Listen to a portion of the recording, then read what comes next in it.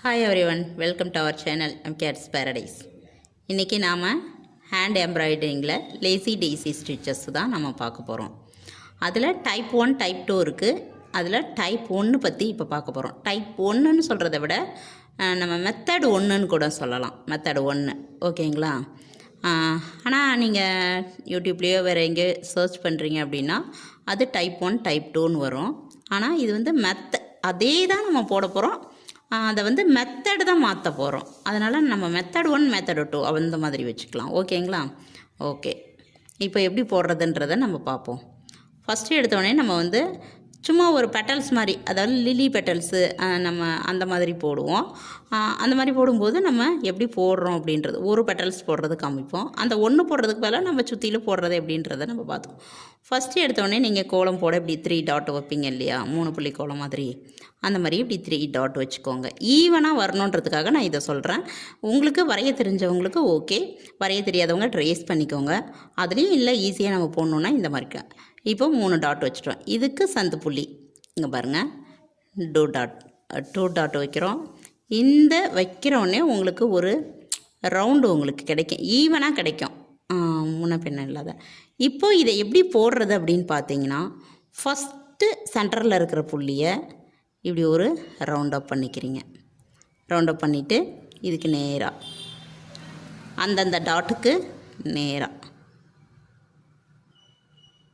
லைட்டாக இவ்வளோ தான் மார்க் பண்ணணும். நம்ம அந்த பூவையே வரைஞ்சிட்டு இருக்கக்கூடாது. இந்த மாதிரி மார்க் பண்ணிக்கிறோம். மார்க் பண்ணதுக்கப்புறம் இதை எப்படி ஸ்டிச் பண்ணுறதுன்றதை இப்போ நான் த்ரெட் எடுத்துகிட்டு நான் காமிக்கிறேன். இப்போது நான் இதுக்கு நம்பர் 5 நீடிலும் எடுத்துருக்குறேன். 7 நம்பரில் இதை யூஸ் பண்ணுறோம். இப்போது இந்த ஸ்டிச்சுக்கு நம்ம thread 6x6 6 stand, 6x6 12 thread இருக்கும். அந்த மாதிரி நான் இப்போ 2 விதமான நீடில் எடுத்திருக்கேன். இதுலேயும் செய்யலாம், இதுலேயும் செய்யலாம். இந்த 2 நீடில் வச்சு எப்படி தைக்கிறதுன்றதை நம்ம பார்க்கோம். இப்போ ஏன் இந்த நடு புள்ளியை நான் ரவுண்டாக பண்ணேன், நடு புள்ளியிலேருந்து கூட நம்ம ஸ்டிச் பண்ணலாம் இல்லையா. இப்போ இதில் ஒரு 6 பெட்டல்ஸ் நம்ம போட போகிறோம் அப்படின்னா 6 பெட்டல்ஸும் ஒரே இடத்துல குத்தி ஆகணும். அப்போ ஒரே இடத்துல குத்தும்போது ஒன்று நூல் சிக்கும், இன்னொன்று அப்படியே அது ஒரு மாதிரி ஆகிடும், மேடு மேடாக ஒன்று மேலே ஒன்று வரும். அதுக்காக தான் இந்த ரவுண்ட் பண்ணிவிட்டு அதுக்கப்புறமா இந்த மாதிரி தைச்சிட்டு நம்ம என்ன பண்ணோம், சென்டரில் ஒரு பீடோ இல்லை ஒரு ஃப்ரெஞ்சு நாட்டோ வச்சுட்டோம் அப்படின்னா இது அழகாயிரும். அந்த இடத்த நம்ம அழகுபடுத்திடலாம். இப்போ ஃபஸ்ட்டு எடுத்த உடனே என்ன பண்ணுறேன் அப்படின்னு பார்த்தீங்கன்னா, இங்கே பாருங்கள், இந்த இடத்துல எடுத்துகிட்டு லேசி டெய்ஸி உள் சைட்லேருந்து வெளி சைடு போகணும். இப்படி த்ரெட் எடுக்கிறேன்.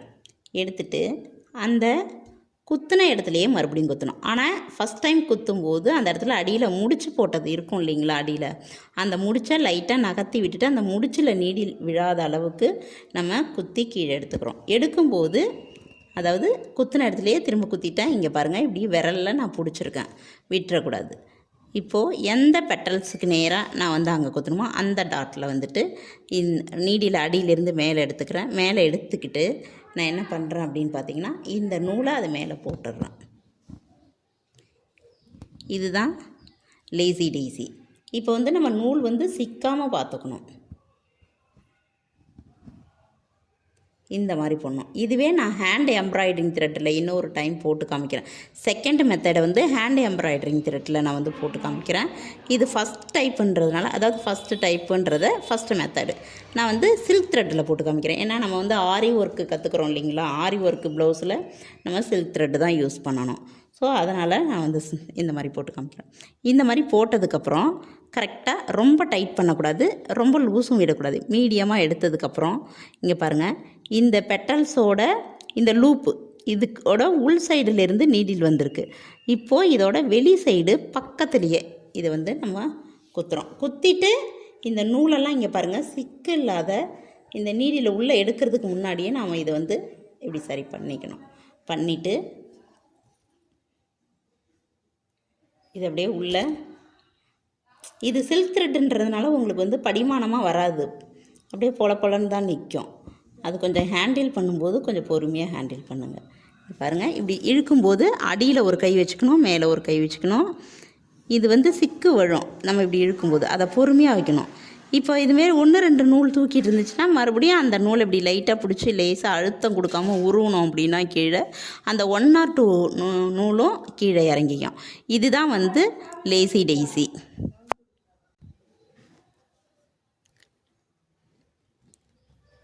இப்போது அடுத்தது இந்த டாட்டுக்கு வந்துட்டேன். இதுக்கு நேராக இன்னொரு பெட்டல்ஸ் போட போகிறேன்.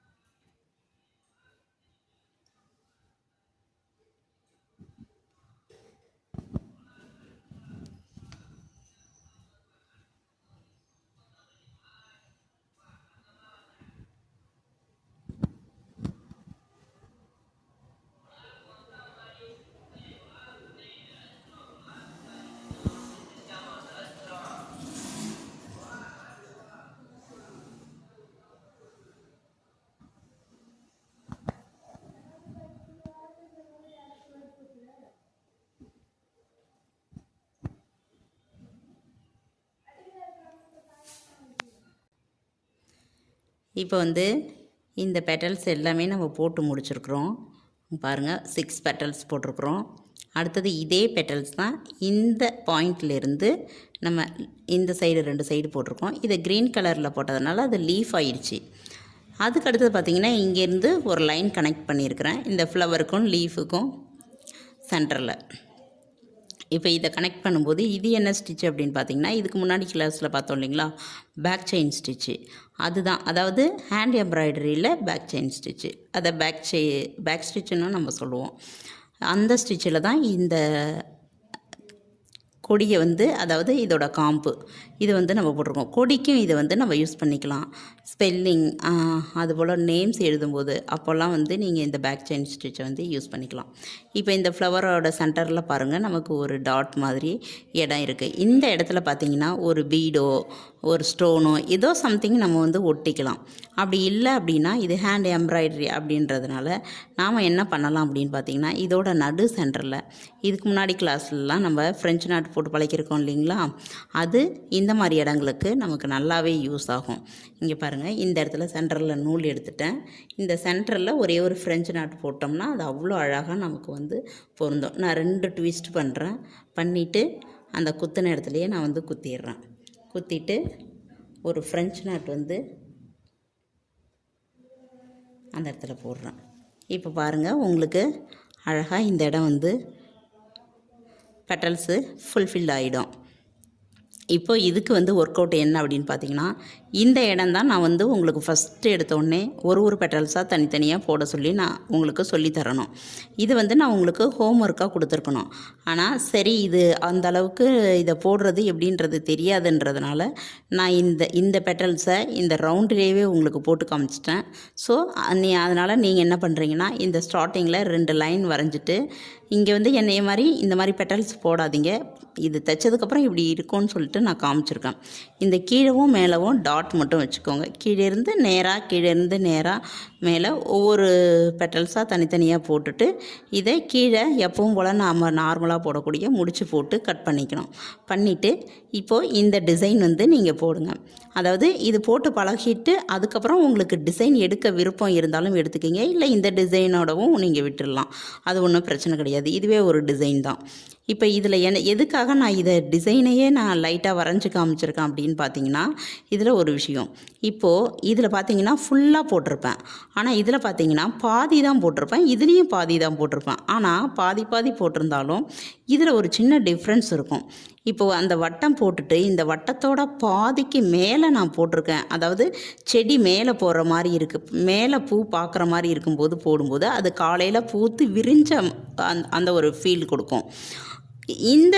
இது இந்த வட்டத்தோட கீழ்ப்பகுதியில் கீழே தலை குனிஞ்சு இருக்கிற மாதிரி காமிக்கிறதுக்காக இந்த பாதி பெட்டல்ஸ் போட்டிருக்கிறேன். கீழ் நோக்கி போட்டிருப்பேன். இது என்ன அப்படின்னு பார்த்தீங்கன்னா, காலையில் பூத்த பூ வாடிடுச்சுன்னா தொங்கிடும் இல்லைங்களா, அப்படியே கீழே அப்படி லூஸ் ஆகி கீழே இந்த ஒவ்வொரு பெட்டலும் கீழே தொங்கும். அப்போது வாடின பூ வாடிட்டால் கீழ் நோக்கி தானே தொங்கும். ஸோ அது டிஃப்ரென்ஷியேட் பண்ணுறதுக்காக தான் இந்த 2 பெட்டல்ஸு டிஃப்ரெண்ட்டாக நான் போட்டு காமிச்சிருக்கேன். இது எப்படி அப்படின்னு பார்த்தீங்கன்னா, இங்கே நம்ம வட்டம் போட்டு அதில் போட்டோம்.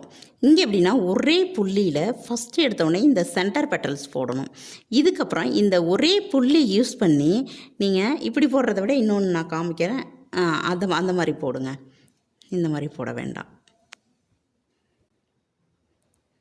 இப்போ பாருங்கள், இந்த புள்ளியிலேருந்து இந்த புள்ளிக்கு டைரெக்டாக ஒரு பெட்டல் எடுக்கிறீங்க.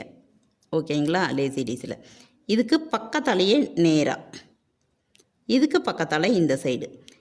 ஆனால் இதே புள்ளியிலேருந்து போடணும். அப்போது பெட்டல் எப்படி வரும்னு பார்த்தீங்கன்னா, இது மேலே இப்படி ஓவர்லேப் ஆகி வரும். நமக்கு தூளி ஃப்ளவர் மாதிரி இருக்கும் பார்க்குறதுக்கு. இந்த மெத்தடில் நீங்கள் போட்டிங்க அப்படின்னா அழகாக நல்லாயிருக்கும். இப்போது இந்த லீஃப் எல்லாம் க்ரீனில் போடுங்க. இந்த ஃப்ளவர் எல்லாம் நீங்கள் என்ன கலரில் போடணுமோ உங்கள் விருப்பத்துக்கு எல்லோ கலரில் போடலாம், பிங்க் கலரில் போடலாம், ரெட்டு, ஆரஞ்சு, யுவர் சாய்ஸ் எப்படி வேணாலும் போட்டுக்கோங்க. இந்த டிசைன் போட்டு முடிச்சுக்கோங்க. இதுதான் லேசி டெய்ஸி மெத்தட் 1, டைப் 1 எப்படி வேணாலும் நீங்கள் வச்சுக்கோங்க. ஆனால் நான் சொல்கிறது மெத்தட் 1 அப்படின்னு சொல்லுவேன். இதை நீங்கள் போட்டுட்டு ஒர்க் அவுட் பண்ணி சென்ட் பண்ணுங்கள். தேங்க்யூ.